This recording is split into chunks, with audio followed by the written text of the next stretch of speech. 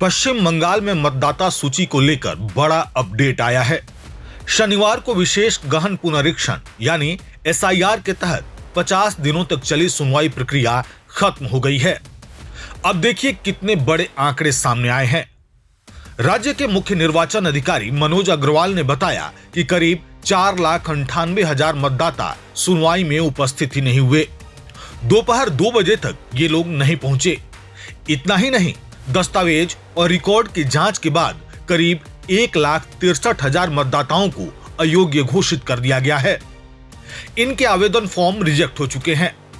अब जोड़िए इन दोनों आंकड़ों को, कुल मिलाकर लगभग 6,61,000 वोटरों के नाम कटना तय है और ये सिर्फ एसआईआर के तहत है।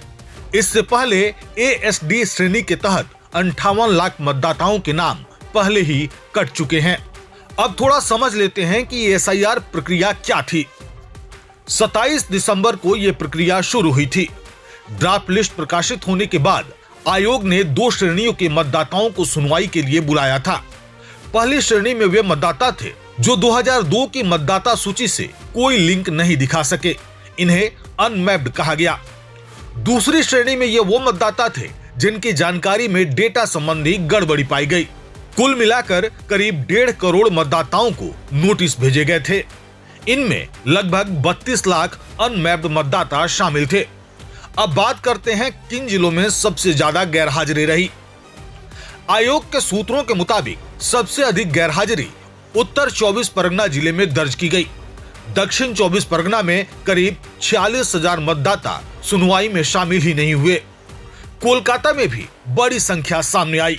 साउथ कोलकाता में करीब 22,000 और नॉर्थ कोलकाता में लगभग 2,000 मतदाता अनुपस्थित रहे।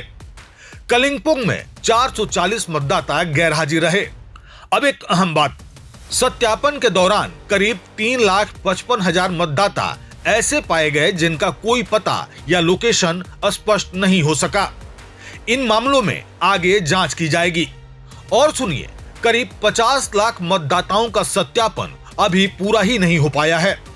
अधिकारियों का कहना है कि इन सभी मामलों में दस्तावेज जांच प्रक्रिया अगले चरण में पूरी की जाएगी। राज्य स्तर के आंकड़ों के अनुसार 95% से अधिक मामलों में दस्तावेज अपलोड हो चुके हैं। शेष मामलों में अपलोड और सत्यापन प्रक्रिया साथ साथ चल रही है।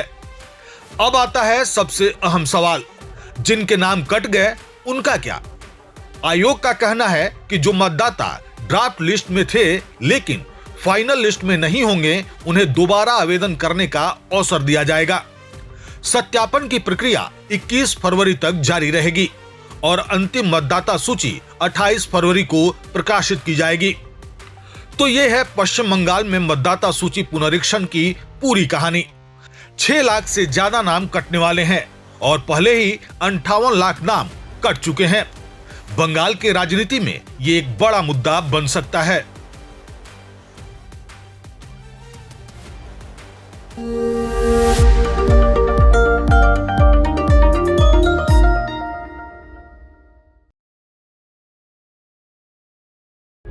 प्रभातखबर.com, विश्वास वही, रफ्तार नहीं।